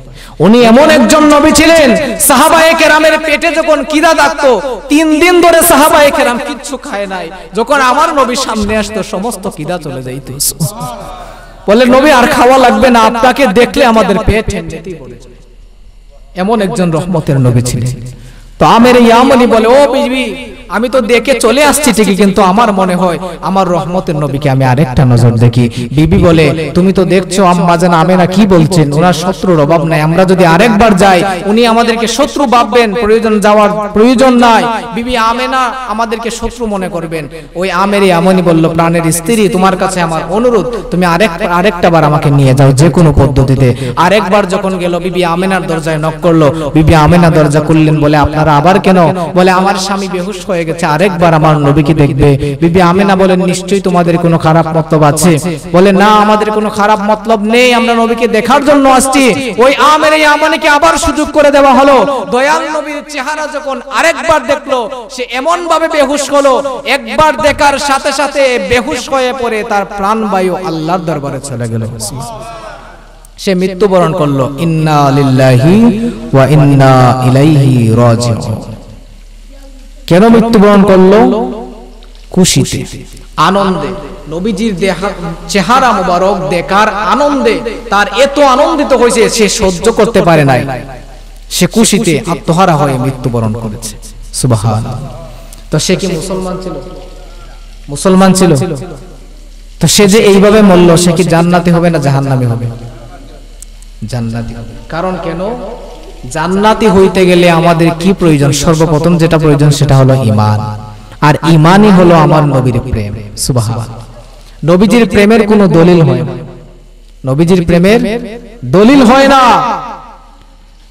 তোমার ভিতরে নামাজ রোজা কিচ্ছু নাই, অন্তরটা ভর্তি নবীর মহব্বত আছে। নবীর মহব্বত যদি অন্তরটা ভর্তি থাকে, আপনি জান্নাতে যাবেন। এখন বলবেন যে তাইলে তো নামাজ আর দরকার নেই। মহব্বতের বহির প্রকাশ হলো নামাজ। আপনি নামাজে যাবেন মানে অবশ্যই নবীকে মহব্বত করেন, কারণ নবীজি বারবার বলেছেন, নবীজি মৃত্যুর আগে পর্যন্ত বলেছেন যে উম্মত আকিমুস সালাহ, নামাজ কায়েম করো। ঠিক নেই? তবে অনেক মানুষ মৃত্যুবরণ করেছে যারা জান্নাতে যাবে, কিন্তু তারা সারা জীবন ইহুদি খ্রিস্টান ছিল। এজন্য আপনাদেরকে বলবো, নবীজির মহব্বতে মাহফিলে আসছেন, এখন হুজুর চলে আসবেন, এখন হুজুর মাহফিলে আসবেন, আসার পরে আপনারা শেষ পর্যন্ত বসে হুজুরের আলোচনা শুনবেন। আমার আলোচনা এই পর্যন্তই করলাম, এখানেই শেষ। আর গত আমাদের গিয়ারবি শরীফে 11 শরীফে আমি একটা ওয়াদা করেছিলাম যে এই মাসের মধ্যে আমাদের 11 শরীফটা জিনার উদ্দেশ্যে হয় বড় পীর আব্দুল কাদের জিলানী রাদিয়াল্লাহু তাআলা আনহু। উনি একটা সূরকে ধরে কুতুব বানাইছিলেন। বলছিলাম যে এই মাসে এই ঘটনাটা বলবো। এখন ওয়াদা যেহেতু করেছিলাম, আমি আর হুজুর মানুষ, যদি এখন ওয়াদা খেলাফ করি তাহলে বড় গুণ হয়ে যাইব। আর তাছাড়া আপনারাও কইবেন যে এর বেটা মুনাফিকের খাতারে গেছে, কারণ গত মাসে ওয়াদা করছে যে এই মাসে হইব, এখন দিকে হইল না, বেটা উঠে গেছে। এখন এই 5 মিনিট বসতে রাজি আছেন? আমি শুধু 5 মিনিট শুনবেন নি আপনারা? বড় পীর আব্দুল কাদের জিলানী রাদিয়াল্লাহু তাআলা আনহু, আপনারা বলেন উনি কে ছিলেন? অনেক, শুধু ওলি না, ওলিদের সর্দার। পৃথিবীর মধ্যে যত ওলিয়া উলিয়া এসেছে, আসছে, আসবে, সবার সর্দার হলেন আব্দুল কাদের জিলানী রাদিয়াল্লাহু তাআলা, যার স্মরণে আমরা গিয়ারবি শরীফ করি। এক সুর সারা দুনিয়ায় তো চুরি করে, সব জায়গায়। একদিন চিন্তা করলো আব্দুল কাদের জিলানীর বাড়িতে চুরি করবে। তার চিন্তাটা যখন হয়ে গেছে, আব্দুল কাদের জিলানীর বাড়িতে চুরি করবে, তখন এই গেল রাত্রের বেলায় আব্দুল কাদের জিলানীর বাড়িতে গিয়ে দেখতেছে দরজা খোলা। তো মনে মনে খুশি না নি, যেখানে চুরি করবো এটা দিয়ে আমার লেগে সহজ, একবার দরজা খুললে ঘুমাইছে বরাবর। তো উনি যখন আব্দুল কাদের জিলানী ঘুমে, সেই চোর প্রবেশ করলো ওনার ঘরে। সারা রাত বলতে যতক্ষণ সময় লাগে, ওনার ঘরের যে সমস্ত টাকা পয়সা যা কিছু পাইছে গাঁটটি বাঁধছে। যখন বারোই যাইব, যখন বের হয়ে যাবে, তখন সারা ঘর খুঁজতেছে, একটা দরজাও হয় না। এইদিকেও যায়, ঘরের কোনো দরজা নাই, ডাইনে যায় দরজা নাই, বামে যায় দরজা নাই, কোনো দিকে দরজা নাই। তো এইভাবে তাহাজ্জুদের সময় হয়ে গেল। কিসের সময়? তো তাহাজ্জুদের টাইম হয়ে গেছে। উনি তো আব্দুল কাদের জিলানী তো ওলি মানুষ, অবশ্যই তাহাজ্জুদ পড়বেন। উনি সজাগ হয়ে গেলেন। সজাগ হয়ে উনি ওযু করলেন, আর সুর তো সগিন নেছে ঘুমো। আর উনি সজাগ হয়ে উনি ওযু করলেন, তাহাজ্জুদ নামাজ পড়লেন। তাহাজ্জুদ নামাজ পড়ার পরে উনি ওই সুরে ডাকে, হয় কি তো অবস্থা এখন আপনি দেখিলে দেখতাম না কিছু না, ইসলাম চুরি করতাম, চুরি করছি ঠিক সব লইছি, কিন্তু যাইতাম আপনি এমন একটা ব্যাগ খুললে মানে কাজ করছেন, একটা গড় বানাইছেন, একটা দরজা রাখছেন। আপনি মানছে তো একটা দরজা রাখেন তো গড়ে। তা উনি বলে যে আমি ব্যাখ্যল না তুমি ব্যাখ্যল, তুমি ঢুকছিলাই কোন দিকে? দরজা দিয়ে ঢুকছিলাম। তুমি কইলা এখন দরজা রাখছি না, এখন আবার দরজা দিয়ে ঢুকছো, হুজুর খেয়াল নাই, কিন্তু এখন দিয়ে একটা দরজা হয় না, ঢুকছিলাম তো দরজা দিয়ে। তা আব্দুল কাদের জিলানী বলে ঠিক আছে। উনি নামাজ পড়লেন, তাহাজ্জুদ নামাজ পড়ে আর সগীর তলে ঘুমে। হঠাৎ করে এক লোক আসলো, আমার সঠিক নামটা খেয়াল নাই, কোন এলাকা থেকে জানি আসছে। ওনার নাম হয়তোবা খিজির আলাইহিস সালাম, উনি আসছেন। আমার সঠিক মনে নাই, ওনার নামটা আমি আনুমানিক করে বললাম, ভুল হতে পারে। উনি আসছেন, এসে বলতেছেন আব্দুল কাদের জিলানীর কাছে এসেছেন, এসে বলতেছেন যে আমাদের এলাকায় একটা কুতুবও নাই। কুতুব মানে একটা সর্দার, মানে আমাদের একটা নেতা দরকার, একজন কুতুব দরকার, যদি আপনি দিতেন। তো আব্দুল কাদের জিলানী বলে, কুতুব কি মগের মূল্য হইলি খাওয়া যাইব? আমি কি নিয়ে বসে আছি যে তোমার আমি এখন কুতুব দিব? তখন উনি বললেন যে না, আপনার দেব উনি লাগবো, কারণ আমরা এলাকার অবস্থা খারাপ, একটা নেতা ছাড়া এলাকা চলে না। তখন যখন উনি বেশি বলতেছেন যে দেব উনি লাগবে, সাপ দিচ্ছেন, তখন আব্দুল কাদের জিলানী বলেন যে ওই আমার সগিন নেছে একটা কুতুব ঘুমাই রয়েছে, হেরে দিলে লয়ে যাও। হে মনে মনে কয় এতক্ষণ আমি সুর আসলাম, এটা ভালোই আছে, ওই তো ফিটলে সুর হইয়া একটু মারলো নে বাইন্দা টাইন্দে, এখন কুতুব কইয়া না জানি কি ফিটাটা দিব, সুর হইয়া যদি ফিরতো তো একটু ভালো আছে। কতক্ষণ একটু সুর আসলাম, ভালোই আসলাম, কিন্তু এখন দিয়ে আমার কুতুব কয়, তার মানে আমার কুতুবের মতোই ফিরবো। কয় হেরে বার করো। তো উনি কয় হুজুর সগীর তলে আবার কুতুবটা কিনে, বলে বেটা যা দেখো সেটা কর, প্রশ্ন করিস না। আর হে তো যেই সগীর তলে উনি চাইছেন, আর হে দূর থেকে কইতেছে আমি সুর, আমি কুতুব না, কুতুব না, আমার দূরে না। হে কয় না, যেখানে আব্দুল কাদের জিলানী বলছে তুমি কুতুব, আর তুমি সুর হইয়া কি তুইব? না আমি সুর, আমি চুরি করতাম আইছি, আমারে উনি কুতুব কইতেছেন, আমারে আজারিয়া মাইরিন না, আমি সুর হইয়া মারিলেন, কুতুব কইয়া মারিন না। তখন ওই ব্যক্তি টেনে বের করলেন, বের করার পরে আব্দুল কাদের জিলানীর সামনে বসাইলেন। উনি বলতেছেন বাবা তুমি দুনিয়ায় সবার বাড়িতে চুরি করো, আজকে আমার বাড়িতে আসছো, তোমার সাহস কম নয়, তবে আমি আব্দুল কাদের জিলানী এমন একজন মানুষ, আমার কাছে আসার পরে কোনো মানুষ খালি হাতে ফিরে নাই। আমি কাউকে খালি হাতে দেই না। তুমি আমার ঘরে যা কিছু তুমি গাট্টির মধ্যে নিছো, এই দিক এগুলা দিয়ে তুমি কয়দিন চলবা? এগুলা কি? কিছু না। কিন্তু আমি আব্দুল কাদের জিলানী, আমি তাহাজ্জুদ নামাজ পড়ে আমার আল্লাহর দরবারে তোমার জন্য দোয়া করছি যে আল্লাহ, আমার ঘরে সে চুরি করতে আসছে, কিছু একটা পাওয়ার আশাই তো আছে, পাওয়ার আশাই আছে না, কিছু একটা নেওয়ার আশায় আসছে। আমি আব্দুল কাদের জিলানী তোমার জন্য আল্লাহর দরবারে দোয়া করছি, আল্লাহ এই মানুষটা আমার কাছে আসছে কিছু একটা পাওয়ার আশায়, আল্লাহ আমি তাকে কি দিয়ে খুশি করব, আমি জানি না আল্লাহ তাকে কি দিতে পারবো। আমি আপনার কাছে একটাই ফরিয়াদ করি, এই মানুষটা আমার কাছে থেকে 12 বছর খেদমত করলে যেই পুরস্কারটা তুমি তাকে দিতা, তুমি এই মুহূর্তে দিয়ে দাও। আমার আব্দুল কাদের জিলানী বলেন, আমার আল্লাহ সাথে সাথে তাহাজ্জুদ নামাজের পরে দোয়া কবুল করলেন, তোমাকে ওলি নয়, হাজার হাজার ওলি একত্রিত হয়ে একজন কুতুব হয়। সুবহানাল্লাহ। ওলি নয়, তোমাকে কুতুব বানিয়ে দিয়েছে। সুবহানাল্লাহ। যাও তুমি ওনার সাথে চলে যাও, ওনার এলাকার কুতুব তুমি। উনি হলেন আব্দুল কাদের জিলানী। আর আমরা হইলে কি তা করলাম না? আমরা এই সময় দোয়া করলাম না, আল্লাহ তাআলা দেও, এরকম আসেননি কোন মুমিন? হায় হায়, আগে দুইটা বলে বান দেখিয়ে কি তা হয়, তারপরে ইচ্ছা মতো বউও মারল না, কে পর্দা, ফুইরও কিলাইল না, বউও কিলাইল না, ফুলাইও কিলাইল না, 2 বছরের বাচ্চাদের ডাস এইটাও গাইলিল না, আমার তো হলো। আর আব্দুল কাদের জিলানী এমন একজন মানুষ, এমন একজন ওলি ছিলেন যে উনি আল্লাহর দরবারে যখন 12 বছর খেদমত করলে যা দিতেন আপনি তা দিয়ে দেন, এক মুহূর্তের মধ্যে আমার আল্লাহ দিয়ে দিলেন। সুবহানাল্লাহ। তিনি হলেন আব্দুল কাদের জিলানী। আমার বড় পিরাউলিয়া, বাজা ডিমে তাজা বাচ্চা দিলেন যে ফুটাইয়া, আমার বড় পিরাউলিয়া, বাজা ডিমে তাজা বাচ্চা দিলেন রে ফুটাইয়া।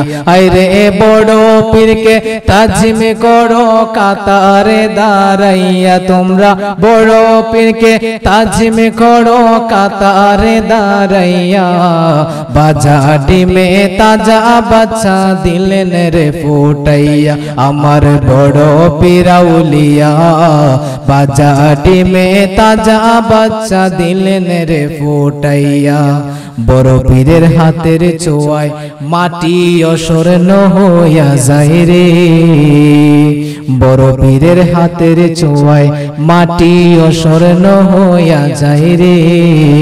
আরে গরিব দুঃখের মাঝে স্বর্ণ দিলেন যে বিলাইয়া, হায় রে গরিব দুঃখের মাঝে স্বর্ণ দিলেন রে বিলাইয়া, বাজা ডিমে তাজা বাচ্চা দিলেন রে ফুটাইয়া, আমার বড় পিরাউলিয়া, বাজা ডিমে তাজা বাচ্চা দিলেন রে ফু।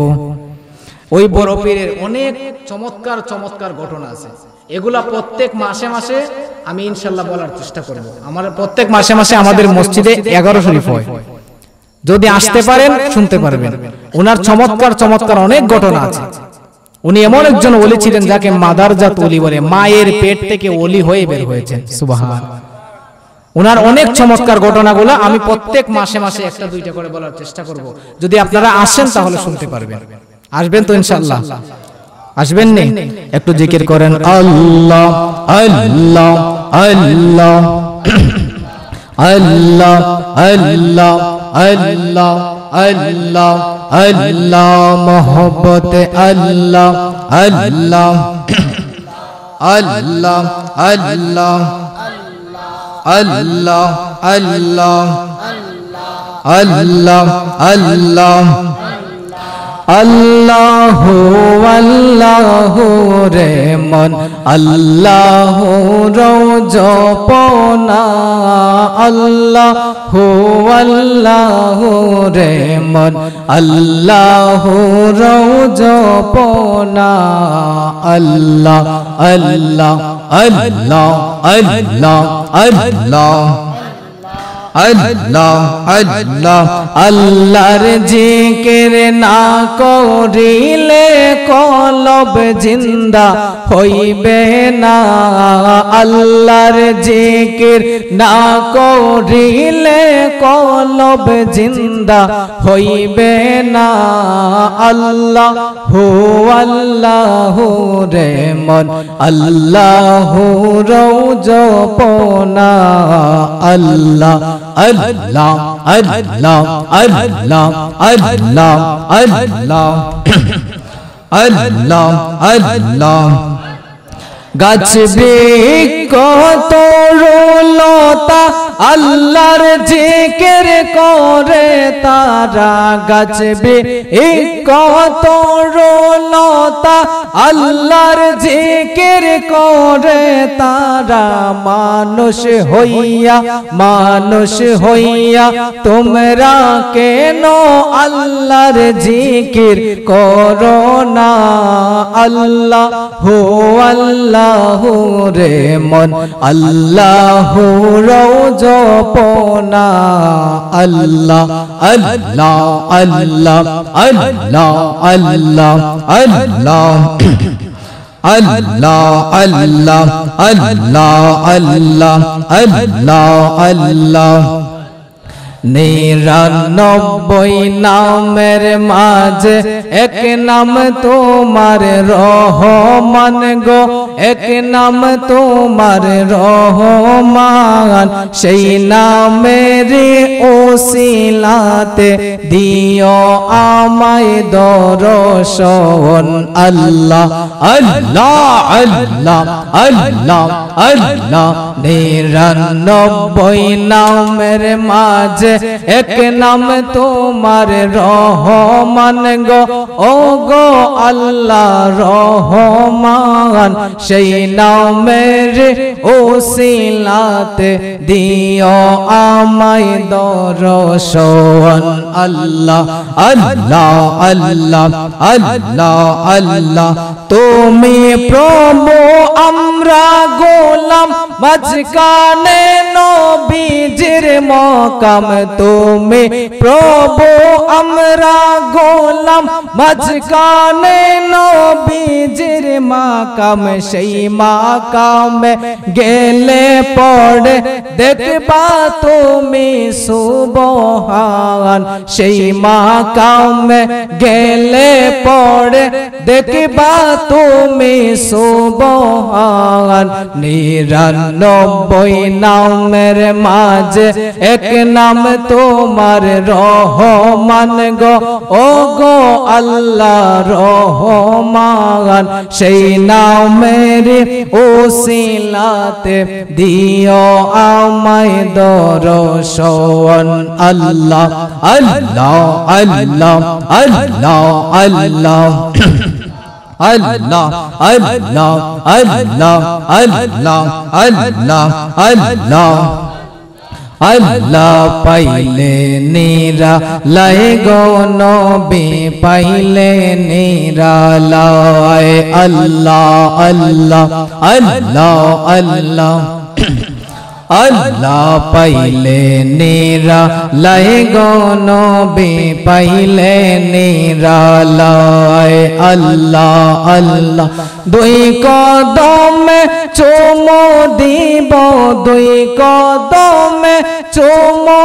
দিব চরণ দোলে মাখব গায়ে পাইলে নিরালাই গো নবী পাইলে নিরালাই আল্লাহ আল্লাহ আল্লাহ আল্লাহ আল্লাহ আল্লাহ আল্লাহ আল্লাহ আল্লাহ আল্লাহ মদিনার গোলামি আমায় দে এ ও মুর্শিদ মোরে মদিনার বিসা আমায় দে আল্লাহ মদিনার পাসপোর্ট আমায় দে এ ও মুর্শিদ মোরে মদিনার গোলামি আমায় দে আল্লাহ আল্লাহ আল্লাহ আল্লাহ আল্লাহ স্বর্ণ চাঁদে রূপা চাই না চরণ দোলে এই কামনা স্বর্ণ চাঁদে রূপা চাই না চরণ দোলে এই কামনা বাঙ্গা কপাল জোড়া লাগাই দে এই ও মুর্শিদ মোরে মদিনার গোলামে আমায় দে আল্লাহ আল্লাহ আল্লাহ আল্লাহ মদিনার পাসপোর্ট আমায় দে ও মুর্শিদ মোরে মদিনার গোলামে আমায় দে আল্লাহ আল্লাহ আল্লাহ আল্লাহ আল্লাহ আল্লাহ যেই বুকে মদিনা ধরে আরশে আজিম সেজদায় পড়ে যেই বুকে মদিনা ধরে আরশে আজিম সেজদায় পড়ে ফয়জে মুনাওয়ার কইরা দে ও দয়াল মোরে মদিনার গোলামি আমায় দে আল্লাহ আল্লাহ আল্লাহ আল্লাহ আল্লাহ আল্লাহ মদিনার গোলামি আমায় দে ও মুর্শিদ মোরে মদিনার গোলামি আমায় দে পড়েন লা ইলাহা ইল্লাল্লাহ। যারা মাজার ভাঙতেছে ওই সমস্ত লোক কিন্তু তাদের কোনো পরিচয় নাই। আপনার মাথায় যদি ওকুন হয় আপনি মাথা কেটে ফেলে দিবেন, কি করতে হবে? ওকুন কিভাবে পরিষ্কার করা যায় সেই ব্যবস্থা করবেন। হাতের নখ লম্বা হলে আঙ্গুল কাটবেন, নখ কাটবেন। মাজারের মধ্যে আল্লাহর ওলিদের মাজারের মধ্যে কিছু দুষ্ট মানুষ আছে যারা গাঁজা খায়, যারা মহিলা নিয়ে নাচানাচি করে, যারা সেজদা করে। ওই সমস্ত মানুষকে মাজার থেকে বের করার চেষ্টা করেন, মাজার ভাঙা যাবে। যিনি মাজারে শুয়ে আছেন উনার উসিলায় আজকে আমরা মুসলমান, ঠিক নেই? ওলিয়া উলিয়া যদি না আসতো আমরা মুসলমান হইতাম? যে আমরা মাজার কোন সাহসে ভাঙি? যারা মাজার ভাঙে তাদেরকে ধরে পরিচয় জিজ্ঞেস করবেন, তারা কোনো ছাত্র দল না, তাদের কোনো পরিচয় নাই, তারা ওই আবু জাহেলের রক্তের উত্তরসূরি। মাজার কেন ভাঙবে? যিনি শুয়ে আছেন উনার উসিলায় আজকে আমার বাপ দাদা মুসলমান হয়েছে, উনার উসিলায় আমরা মুসলমান হয়েছি। আমরা ওলি প্রেমিক মানুষ, ওলি আউলিয়াকে অবশ্যই মানতে হবে। বাবা শাহজালাল না আসলে আমরা মুসলমান হইতাম না। এই ওলি আউলিয়া এই দেশে, এটা হলো ওলি আউলিয়ার দেশ। আমাদের সিলেট ভূমিটা বাবা শাহজালালের ভূমি, এটা বাংলাদেশটা ওলি আউলিয়ার বাংলাদেশ।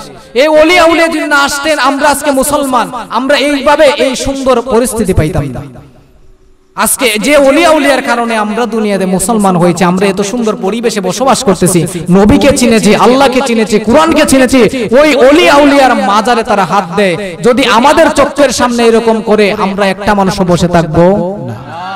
যার যার যে জিনিস আছে প্রতিবাদ করবেন। ওলি আউলিয়ার মাজারে বন্ড আছে, ওই বন্ডকে প্রতিহত করেন, এটা আমরা মানি। মাজারে সেজদা দেওয়া যাবে না, এটা হারাম।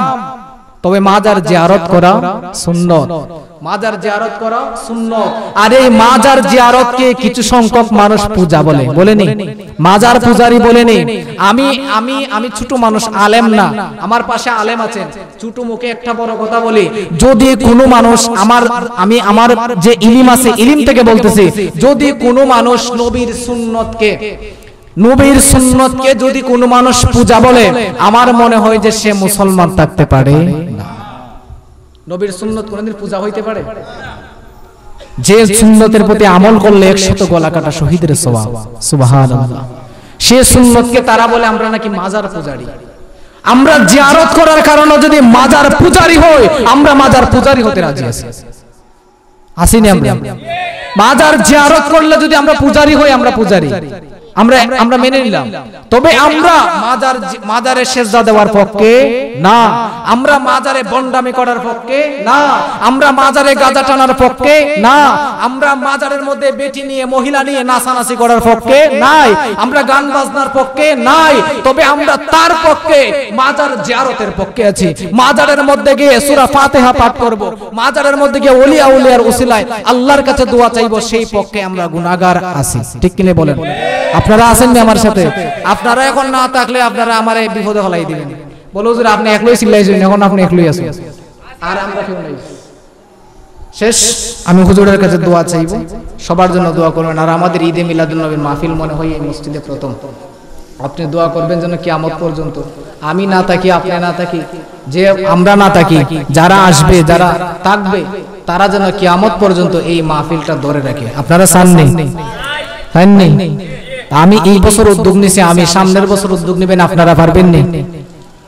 পারবেন না? মিলাদুন নবীর মাস আসার আগে উদ্যোগ নিতে পারবেন তো ইনশাআল্লাহ? উদ্যোগ নিয়ে এই বছর আমি একলা মানুষ, আমি এত ছোট মানুষের যদি উদ্যোগ নিয়ে এইভাবে 30,000 টাকা মাহফিল সাজা নিতে পারি, তা আপনারা উদ্যোগ নিলে তো আরো বেশি পারবেন। পারবেন না? ইনশাআল্লাহ বলেন না? তা আপনারা আগামী বছর আপনারা উদ্যোগ নেবেন, আপনারা হুজুর দাওয়াত করবেন, আমার দাওয়াত করবেন, আমি থাকবো। তবে আমি উদ্যোগ যদি থাকি আপনাদের মসজিদে কি হবে জানি না, কারণ আমি বাঁচবো কিনা তারও কোনো গ্যারান্টি নাই, বাঁচতে পারি, সুস্থ থাকবো কিনা কোনো গ্যারান্টি নাই, কারণ হয়তো বা বাঁচবো, এমনও হতে পারে আমি এমন অসুস্থ আপনাদের মাহফিলে আসতে পারবো না, বা এমনও অসুস্থ আমার পা অচল হাত অচল, তখন আপনারা বলবেন হুজুর আপনারা কিছু টেকা দিয়ে পারি দেন, গিয়া দয়া করিয়া গিয়া আপনি ভালো হইলে আবার আমনে হইবেন না নি কথা নাই কেন বই আমার খাওয়াইবেন। তো আমি যদি সুস্থ এবং বেঁচে থাকি তাহলে আগামী বছর ইনশাআল্লাহ আরো বড় করার চেষ্টা করব। আপনারা সবাই দোয়া করবেন। ওয়া আখিরা দাওয়ানা আনিল হামদুলিল্লাহি রাব্বিল আলামিন। আসসালামু আলাইকুম ওয়া রাহমাতুল্লাহি ওয়া বারাকাতুহু।